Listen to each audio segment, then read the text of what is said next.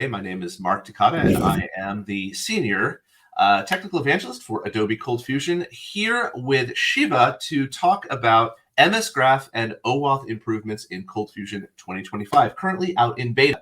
Now, if you are in the beta, that's great. You can go and download it, test it out, play with it. If you're not in beta, go ahead and click that link down below in the beta links and join up. It's free. It's available for everyone to use. Just a reminder, if you have questions, and I'm sure you will, because this is a really, really technical and deep dive talk, please put them in the Q&A. We have engineers here to answer as we're going along. And then at the end, Shiva will actually be able to go back through and review it as well.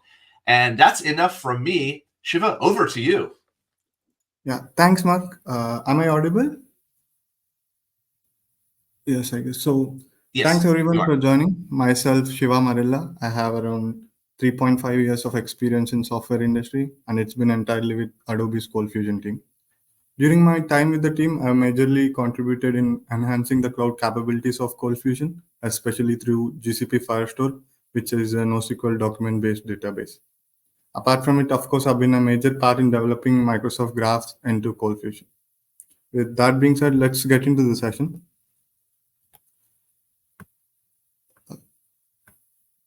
So today's agenda is majorly divided into three sections. Initially, I'll introduce you guys to what exactly Microsoft Graph is. Then we'll look into the security aspects of Microsoft Graph, where we'll look into the OAuth 2.0 and then ColdFusion's implementation of OAuth 2.0, which is CFOAuth. And then finally conclude this section by talking about the enhancements that we will be bringing in this release to CFOAuth. In the final section, we'll majorly focus on how to access these resources in Microsoft Graph, in which we'll discuss about the revamp of our existing Exchange services, and also the newly being introduced Microsoft Graph, Microsoft's user management into ColdFusion. Along the way, we'll have a couple of demo sessions so that we move away from the theoretical part and observe the applications of these workflows and enhancements. So let's get started. So to understand what exactly Microsoft Graph is, it's essential for us to understand why is it important to us and what kind of problems does it solve for us and what kind of role does it have in the current world, right? So to do that, let's imagine a day without your collaboration tools such as your emailing services or your meetings or your chats or the productivity services such as your documentations or your notes and etc. So what kind of a day do you think it would be? I mean, it would be a pretty bad day, right? Even the stats suggest that there are approximately 360 billions of emails that are being sent and received on a daily basis, and around 30 to 40 million of meetings that are being scheduled. So the amount of information that is being shared through these services is huge, and the impact by stopping them for a day would be very big. So, and also the impact is not only on a software industry, it would be across the professions. It would be on your healthcare in institutions. It would be on your educational institutions and many more. So what exactly powers this kind of productivity? There are many platforms which offer these kind of tools and services, but especially for enterprises, Microsoft leads the way with its Microsoft 365 platform. Basically, Microsoft 365 is a suite of these collaboration and productivity tools, which covers the entire breadth as well as the depth for efficiency. So we discussed about the data and information these kind of tools hold and how crucial it is in our day-to-day activities. But for us as developers, we want to access this data and build something out of it, right? So that's exactly where Microsoft Graph comes into the picture. Microsoft Graph API is basically the one that facilitates the data flow in and out of Microsoft 365 platform. Essentially, there are three major components. The other two are internal and external connectors, which allow you to import and export huge amounts of data in and out of Microsoft 365. But for us, the Microsoft Graph API is the go-to. So then what exactly is Microsoft Graph is? It is basically a unified model of all these Microsoft Graph APIs. As the name itself suggests, Microsoft Graph is a graph of Microsoft ecosystem. To define it, Microsoft Graph is a gateway to data and intelligence in Microsoft 365. Is it only Microsoft 365? No. Actually, Microsoft Graph consists of three major services. The first one is, of course, the Microsoft 365 core services, which include your Exchange, SharePoint, your OneDrive, and etc. And apart from it, it also covers the EMS services, which stands for Enterprise Mobility and Security Services, which includes your IAM services and your Intune, which is Mobile Device Management Service, and many more. We'll look into this when we discuss about our user management in future slides. And at the end, it also provides you the Windows services like your action centers and notifications and etc. So these are the services that currently Microsoft Graph consists, and there is a plan to these are the services that it currently consists of. Coming on to the use cases, throughout this session, we'll look at this specific scenario so that we can understand the workflows better. And the use case is pretty simple. It's a basic CRM application where you will be onboarding your customer, where you want to track the interactions between your customers. So this involves onboarding your customers as well as employees onto your application. Then you want to provide a way for them to manage their profiles, and then the business logic where you want to track the interactions between them. With that being established, let's look into the security aspects of Microsoft Graph. To access any resources on Microsoft Graph, first we have to pass through the security layer, which is in this case OAuth 2.0. So why OAuth 2.0, right? What were the limitations of traditional password-based approach? Traditionally, to access any resources on the resource server, the client used to accept the credentials from the resource owner and share those with the resource server so that it can access the resources on the resource server. What are the issues with this kind of an approach? There are actually multiple issues with this kind of an architecture. Firstly, the credential storage risk. So you, as a resource owner, share your credentials to this third-party application, typically in a clear text, typically through a clear text, which could be vulnerable for attacks. And then the password authentication limitations. Even though the resource server knows that these credentials could have been compromised, it still has to validate those credentials and serve you the resources. And next comes the overly broad access. So even the resource owner, after sharing its credentials, there is no way for him to restrict few resources on the resource server. So if the client has the credentials, it can access all the resources on the resource server. Next is lack of granular revocation. Similar to the overly broad access, there is no way for our resource owner to revoke the access to the resource server if you share the credentials to the client, unless you go and update your credentials itself. Finally, the compromise amplifies risk. So any of these third-party application gets compromised, your entire resources are in danger. So how do we fix this? This is where exactly OAuth 2 comes to the rescue.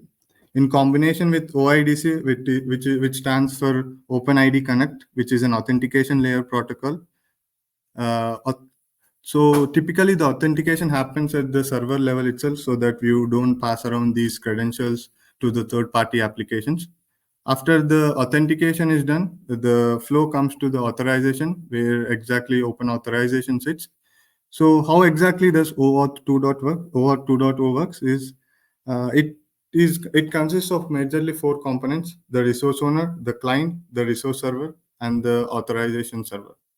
To compare it with our CRM application, the application itself becomes the client.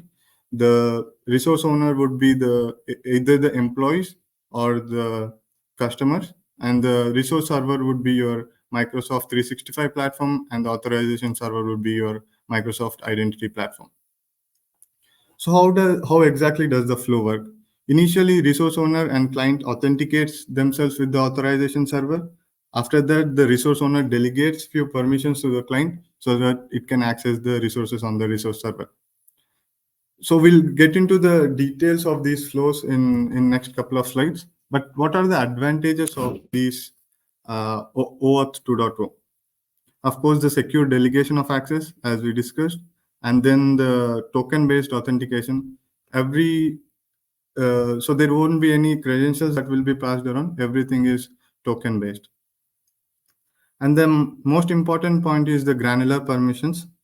Rather than providing the entire resources access to the entire resource server, the resource owner will have a way to control those access to through the granular permissions. So next, let's look into the CFOAuth. CFOAuth is a tag-based implementation of OAuth 2.0 specification in ColdFusion. It currently supports the built-in providers of Google and Facebook. Apart from it, we only currently have authorization code grant flow, which is the standard flow of OAuth 2.0. And then looking into the limitations of the current existing framework of CFOAuth, it lacks the persistent access. So typically, these access tokens that we get are short-lived. They are, in case of Microsoft, it is around 60 minutes. So if you want to extend that extend the expiry period, you have to refresh those tokens to access the resources. And apart from it, we also currently don't provide client credentials grant. So we'll look into what exactly these flows are and how to support this into ColdFusion. Through this release, we are introducing enhancing the current implementation of OAuth 2.0 in ColdFusion, which is CFOAuth. We'll be bringing in new refresh token flow, which allows you to refresh the token so that you maintain the user experience. And we'll also be introducing client credential grant. And apart from it, we'll also be embedding our Microsoft also into the OAuth providers that we support in CFOAuth. We'll also be providing a built-in function so that you guys can use the OAuth protocol in CF scripts as well. With that being said, let's look into these different OAuth grant flows in detail. There are majorly three flows that we'll be discussing. The standard one, which is authorization code grant flow, which involves a user. Next, the refresh token flow, which allows us to refresh these tokens whenever it gets expired. And then the final one is the client credentials flow, which doesn't involve any user. Either the data is not scoped to a particular user, or there is no user involvement required for that respective data resource. So let's look into the authorization code grant flow first. In authorization code grant flow, we have a user involvement where the user wants to delegate few permissions to the client so that it can access the actual resources. So initially, the user comes to your application, which is the client, typically through a web browser.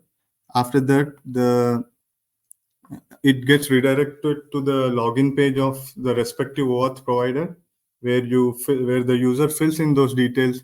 After that, which it will hit the authorization server for the validation.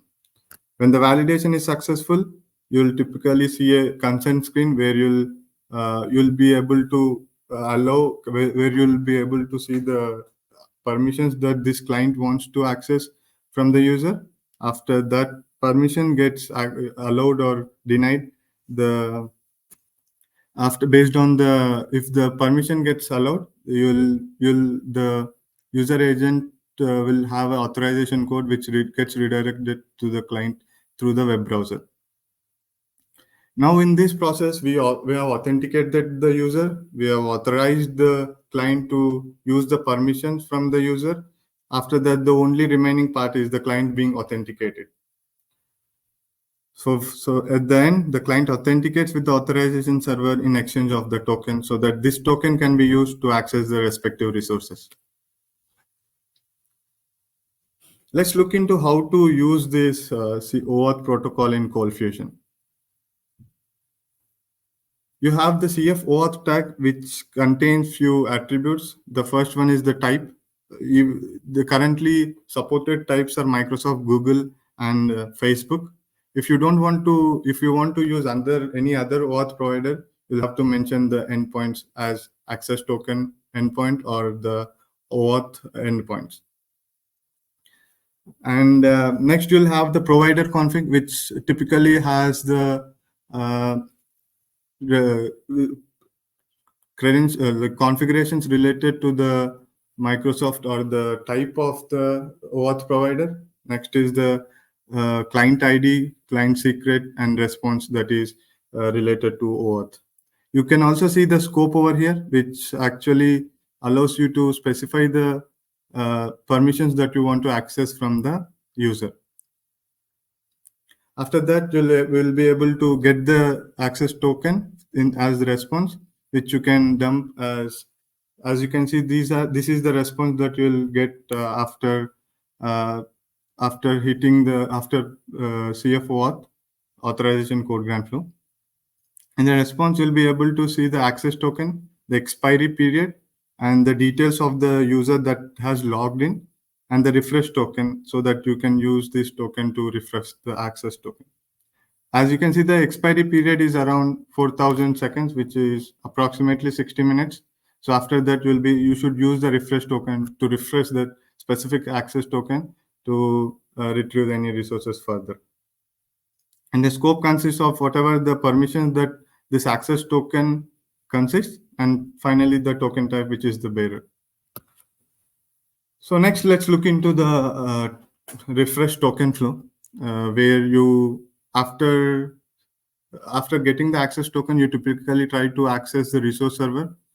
After the expiry period is reached, you'll receive a token expired error, which after which you should basically use the refresh token that you received in the previous call, so to access the authorization server in return of the new access token.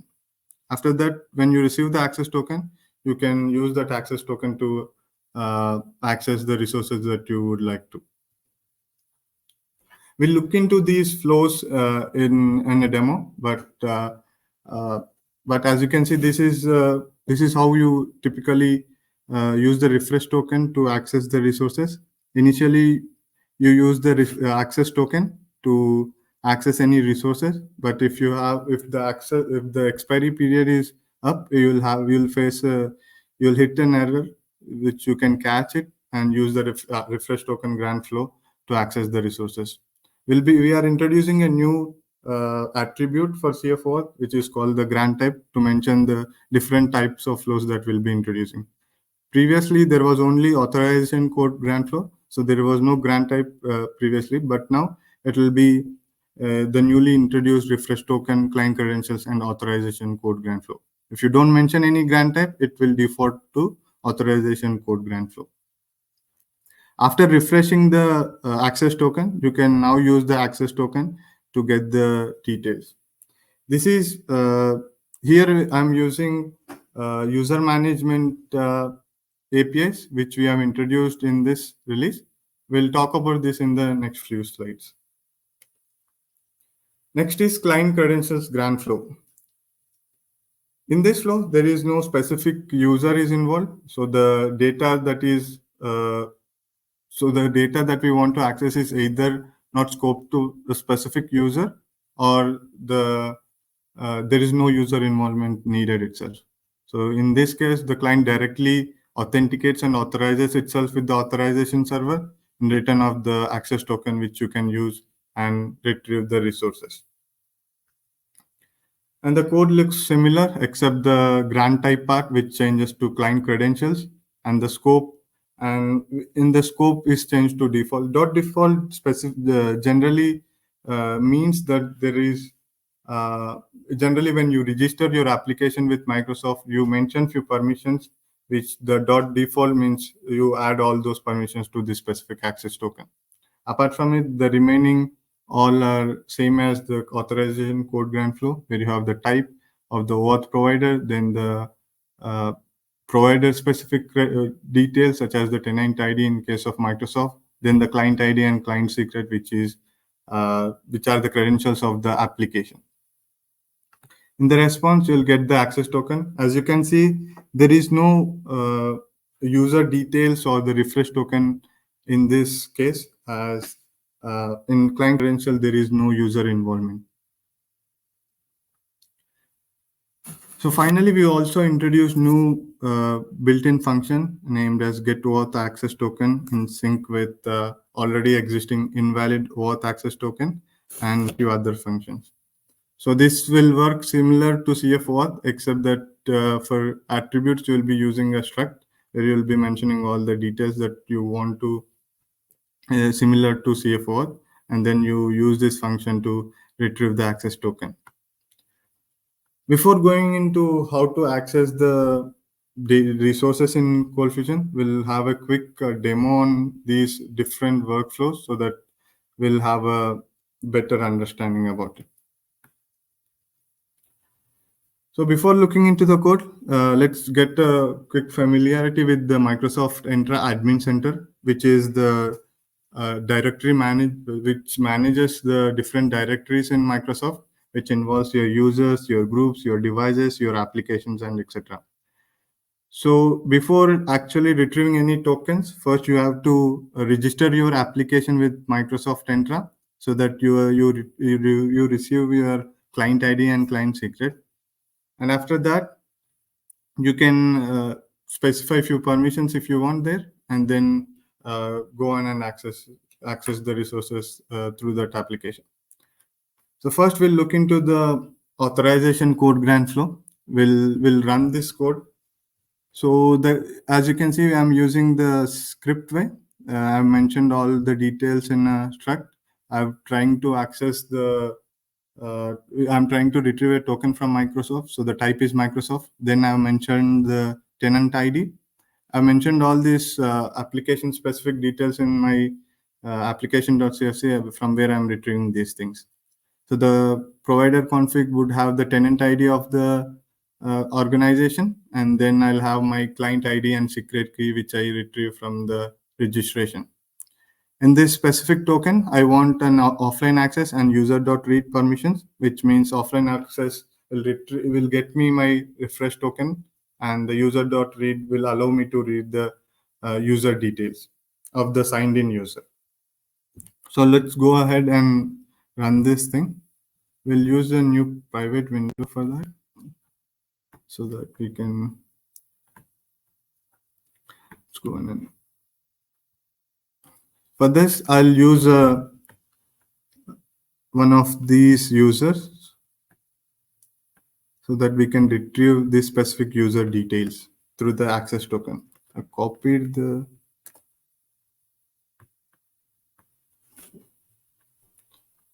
password.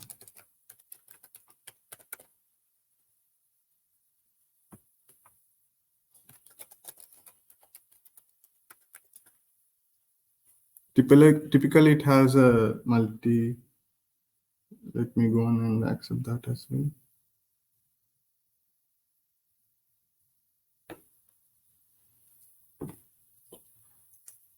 So after that, you'll receive the access token, which has the token, refresh token, and everything else, including the user details, which is Shiva Teja in this case, which was the one that we retrieved the details. So this is how you get your authorization code access token, where you sign in with the specific user and allow those permissions to retrieve the access token. In this case, we have redirected the user to the same page, but in generally, you try to redirect the user to different page where you have a login page and you have your business logic. So typically, in this case, you can use the redirect URI attribute so that you can redirect the user to a different page where you will have your business logic as well. So in this case, the only change is the redirect URI, which will redirect the user to this specific page while getting the access token. Next, we'll look into the refresh token flow, where we'll try to refresh the access token that we receive. So in this case, we'll have a function that will just dump the user details. And first we'll try to get the access token to authorization code grant flow. Then we'll add it to the application result so that we can use that refresh token in the when the token gets expired. So this is where I'm creating the credentials and getting the access token. I'm adding it to the application scope. Then I'll get the access token out of the result and get those credentials using this specific method. Let me run this function first.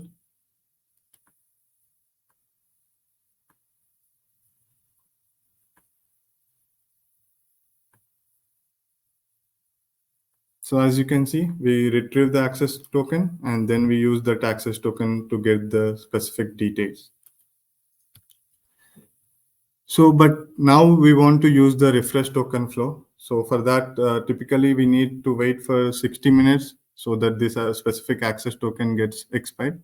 In this case, let's just use a wrong access token so that we can get we can hit the exception and use the refresh token flow to create a new access token and get the details. Right. So I'm just using some random access token.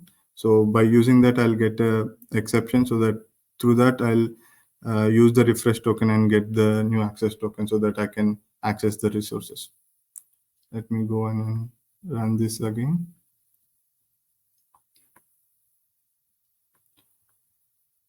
So as you can see, it hit the exception, it came into this thing, and then it used the refresh token flow to create a new access token and use and get the user details.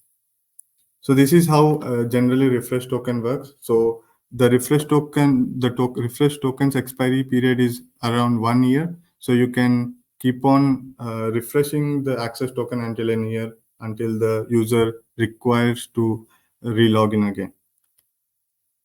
So that is about refresh token flow. Let's look into the client credential flow where there is no involvement of user required. So we don't need to log in or anything. The permissions are directly provided to the application itself so that it can access the specific resources. In this case, we have mentioned the client details as client ID and client secret. And then we have also used the provider specific details with the scope, which is client credential scope, which is the .default that we have discussed about earlier. And the grant type would be the client credentials. So let's go ahead and run this. So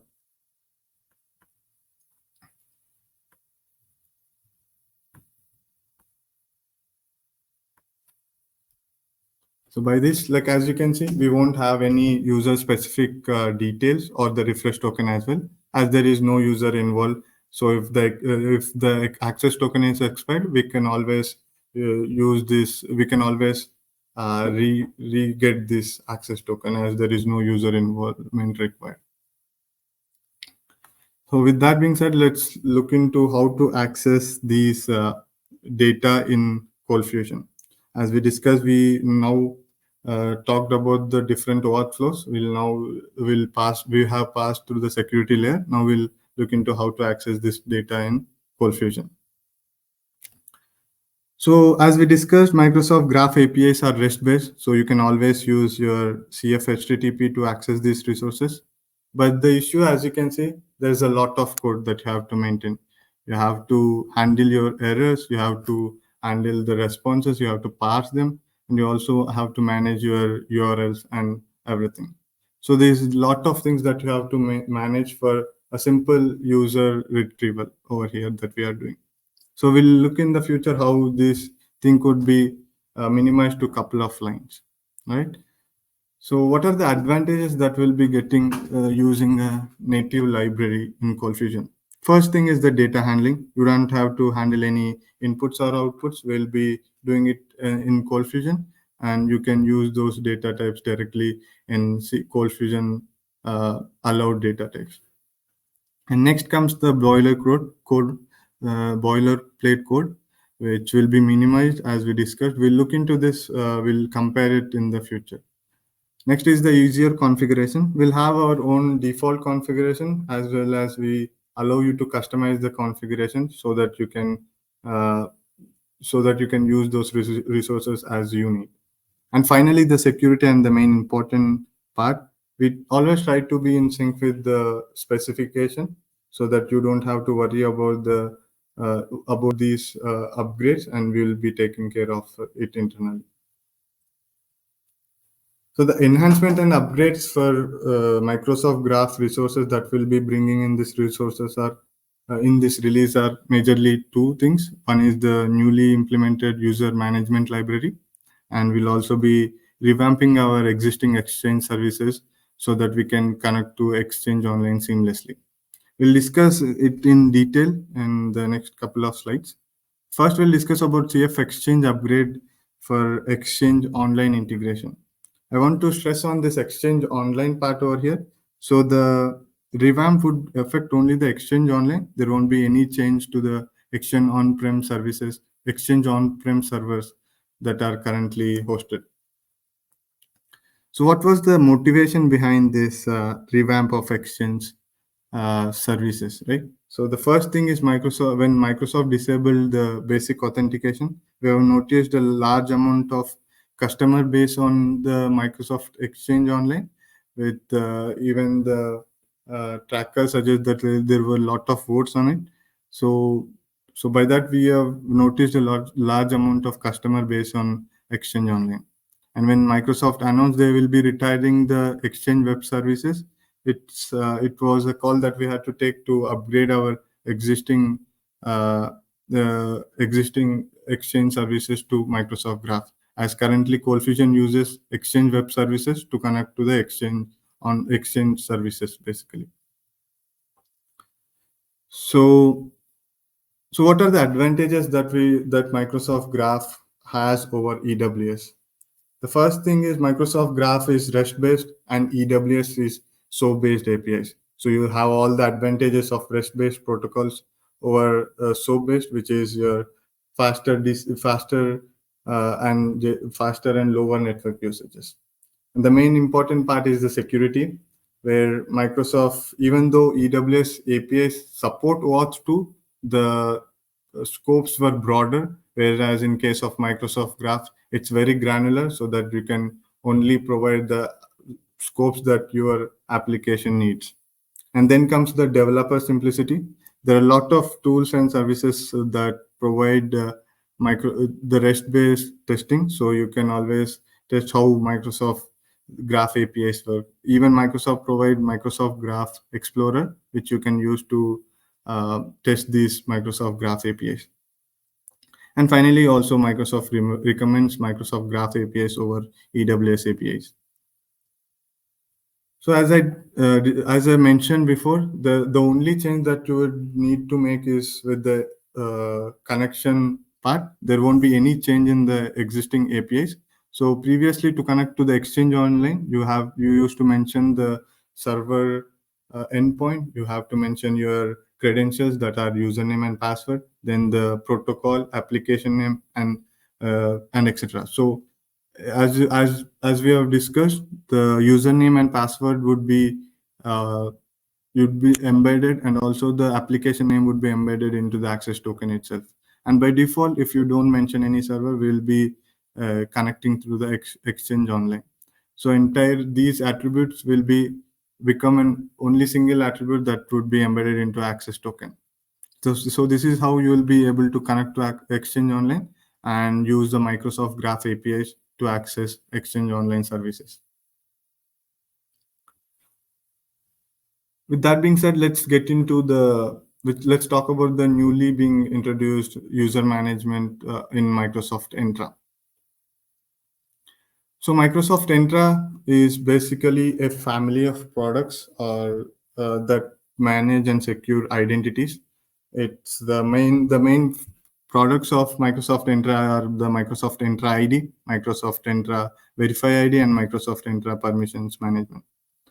So Microsoft Entra ID is the rebrand of Azure Active Directory, which manages different directory objects, which include your user management, which include your groups management, and other directory objects. So this is the exact service that we would be using to support these services in ColdFusion. So why only user management, right? So actually, when we look at it, every data flows through the user. Every user is the center of everything, and most of our application involves user management as a need to manage the profiles and etc. So this was the reason that we have uh, decided to explore into Microsoft Graph through user management in ColdFusion. So how do we access these Microsoft Graph resources in ColdFusion?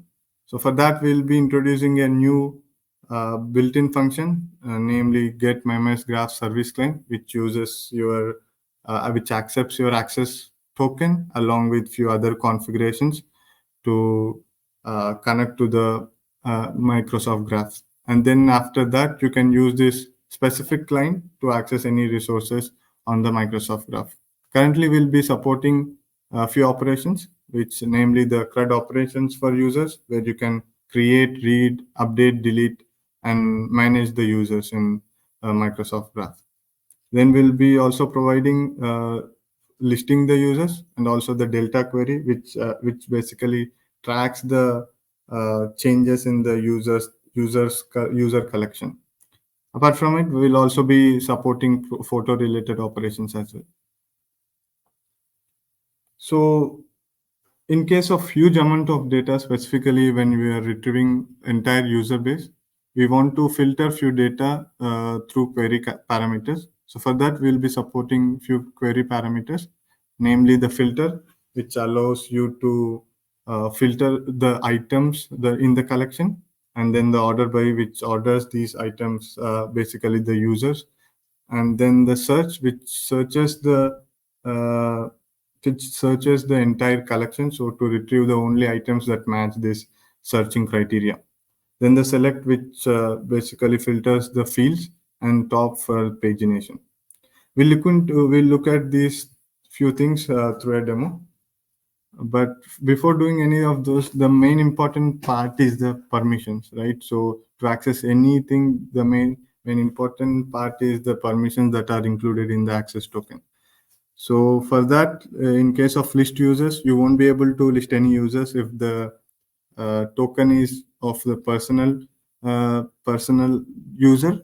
And in case of work or application, you'll be able to list all the users if you have the specific permissions embedded into that access token.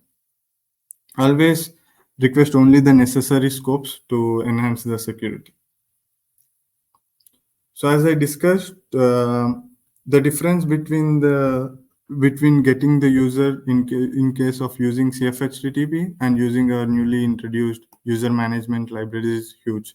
In this case, you just get the client handle and then use get user functionality to retrieve the user data.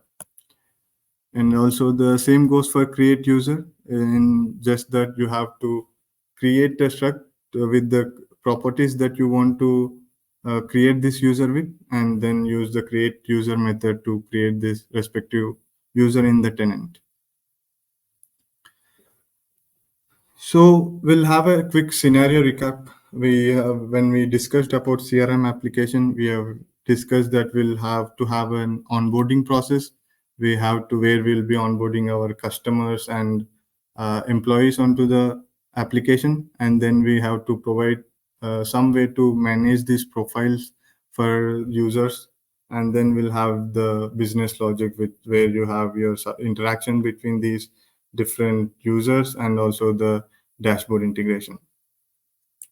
So in here, we'll try to build this onboarding and profile management so that we can pick this and we can use this in attachment with any sort of applications that we build.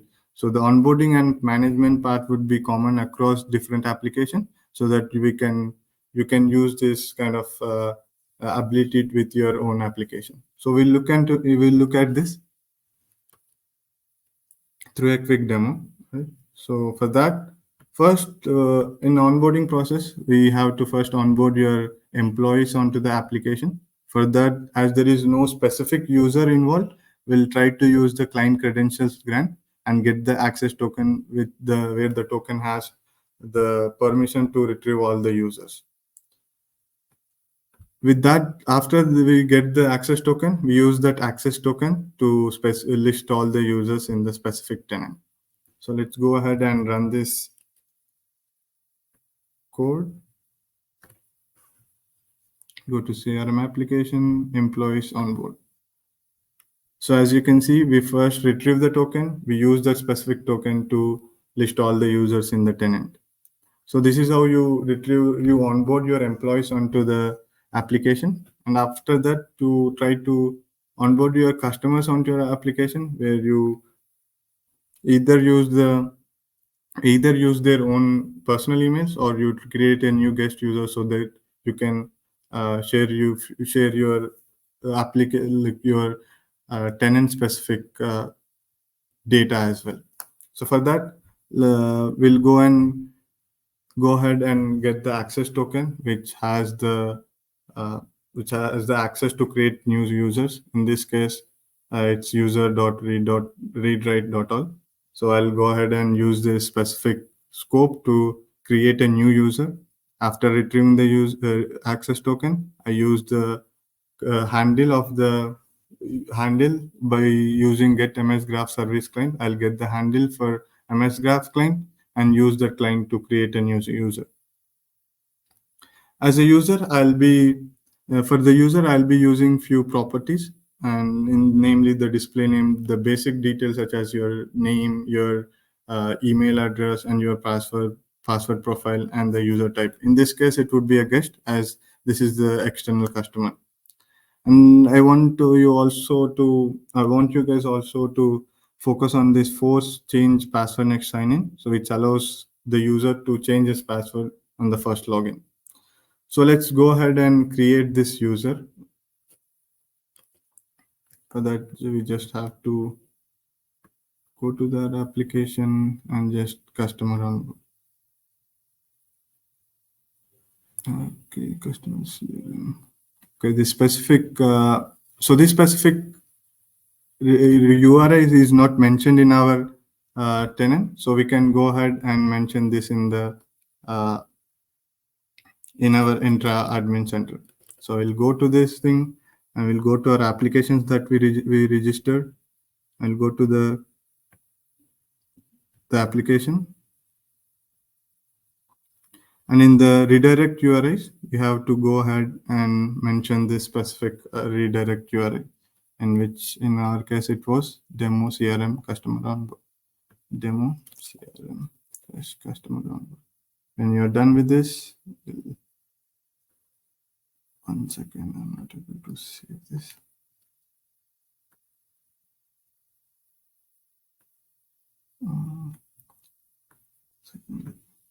Okay, let's go ahead and save this.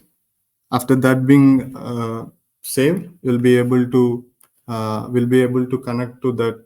We'll be able to redirect to that specific URL and get the access token. Let's try it again now. So as you can see, as that specific redirect URI has been registered with the admin center, you can now redirect to that page and get the authorization code and get the access token with that. After getting the access token, you just create the new user with this specific ID. So now as we created the user, now we'll have to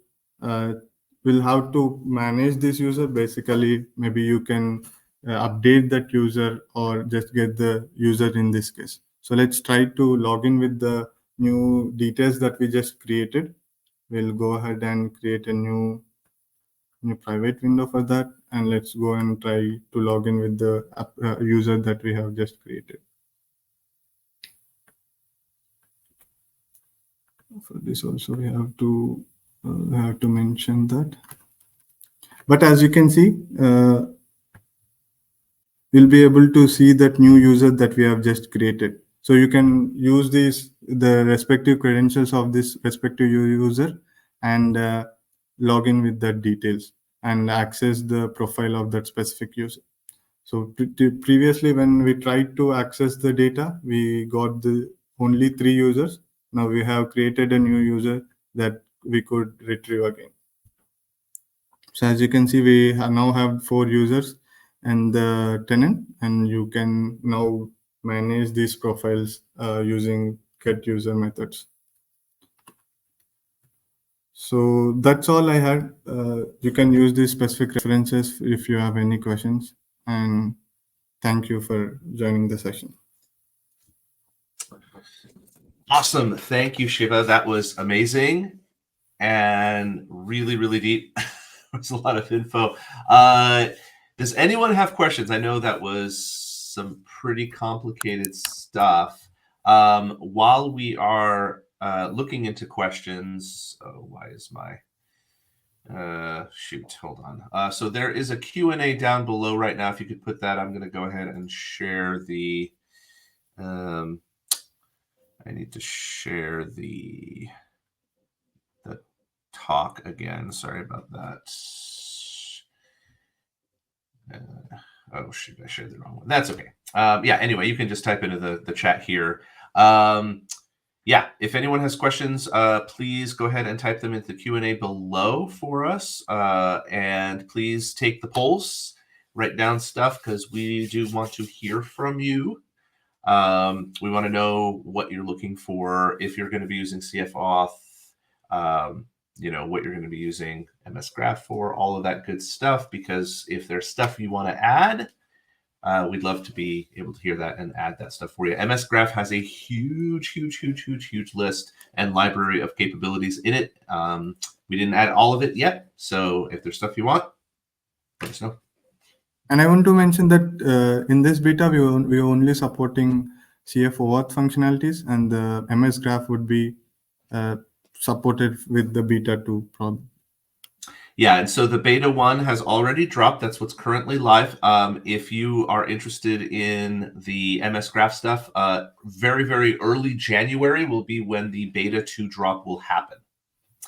So we unfortunately were unable to get it all in. Charlie says, I may have missed it, but some of the CFOAuth improvements are also changing for those using to authenticate against Google. Can you speak to that? In case the refresh token flow would be supported for Google as well, but Google doesn't support client credentials grant, which they typically use this which they doesn't support actually. They use their service accounts for that case. So they typically use service accounts for in case of client credentials. So they don't allow you to for service to service interaction. Right. Yeah, that was something the one of the evangelists actually over there used to do. Like when I was asking how to authenticate in, he's just like, do service accounts, man. Like put it all into one thing. The service accounts, when you use the service accounts, you get a JSON downloaded, right? In the JSON downloaded, if you open it, you'll find this client credentials flow itself. So it is actually embedded into the. It's embedded in the actual JSON. Yeah, exactly. So they take care of it. We don't have to worry about those things. Actually. Nice. Yeah, that was something I struggled with a little bit until I reached out when I was doing Cloud Run, Docker Cloud Run stuff, and trying to connect it to things. But he fixed it all up for me. Definitely a little bit friendlier, I found, than maybe some of the other like AWS. Like you can get yourself in less trouble.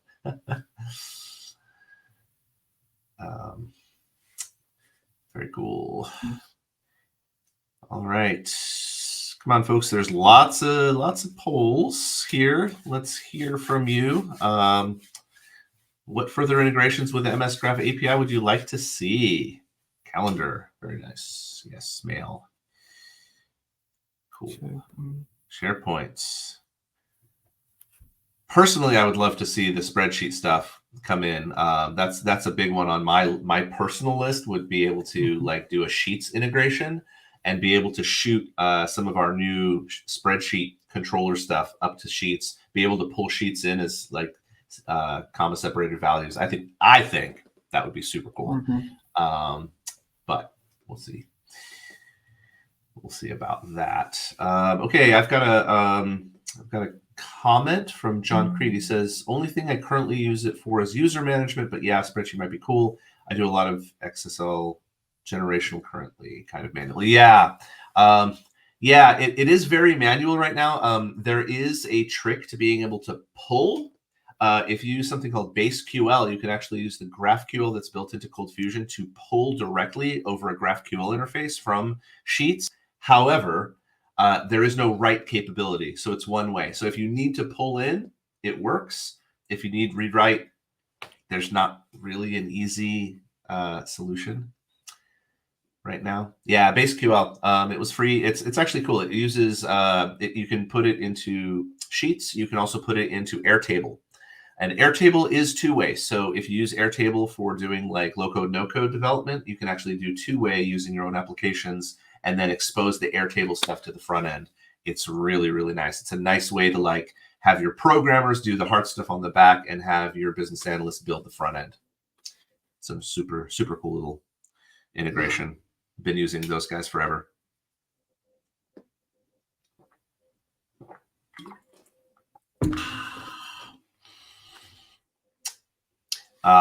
Okay. Yeah, unfortunately, sounds like he can't be cloud-based. So yeah, the cloud. Yeah, if you have limits on cloud-based stuff, that really, really will limit what you can do. But yeah, that can be an issue. But fun personal project, maybe. Very, very good. All right, so we're going to hang out for just another few minutes here. We've got lots and lots of stuff going. I'm going to leave the polls up for a bit. At 10 a.m. Pacific, I'm going to go ahead and stop the recording, but I will hang out for a little bit if people have questions, comments, or concerns, anything like that. Next week, we are having more of these because we can't stop, won't stop. So join us again on, why is this refresh taking so long? Sorry. Slow machine. I need a new one. So December 17th, containers. That's going to be fun. That's going to be a fun talk. 9 a.m. Pacific, same CF place, same CF time on the 17th. Suchika is going to be talking about all the cool new stuff in containers, swarms and Docker, Kubernetes, all that fun stuff. Because Monday is, I don't know, time has no meaning to me. What date is Monday? Monday's the 16th. Yes, correct. There is nothing on the 16th. We just have 2 of these left, actually. So we have one on the 17th, which is containers. And then on the 18th, we have a recap of everything that we learned really quick. And then the rest of the entire session will be all Q&A. So if you've gone in, you've gone through the recordings, and you have questions and you want to ask the engineers directly, I'm going to be dragging these guys in here for one last hurrah before the winter holiday and having them answer questions on all of the webinars. So if there's something from a previous one that you've seen on replay and you have a question or you've tested it and you might want to know if you're doing something wrong because it's breaking, please bring those in and we'll figure it out and try to get an answer to you that day. So that's on the 18th. Or also things in the beta, but not yet covered in a webinar. Yeah, I mean, exactly. If there's other things that that we haven't covered in a webinar that you have questions about and you want to ask someone directly here and have them on video, absolutely, Charlie. Yeah, that's definitely valid. It's a valid use case for the particular thing there. We'd love to hear on you. Yeah, no webinar on the 16th. Yeah, well, thanks for coming out, Charlie. Always good to see you out here. And thanks to everyone for joining us today. And a big, huge thanks to Shiva for this really deep dive into what is a very complex and important feature set that we are adding and improving in CF25. So really, really hopeful that you guys will leverage it and use it in cool new applications and that it improves your workflows. That's what we're all about. We want to make the hard things easy. So, yeah. Good stuff. So I'm just going to stay on for just about 5 more minutes. And we'll see if we've got more folks coming in.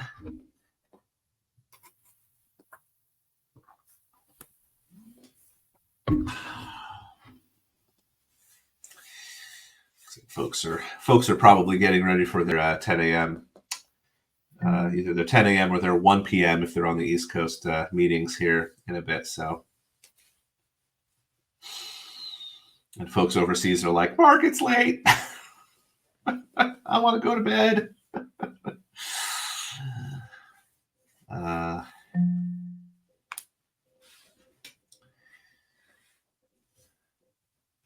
Cool.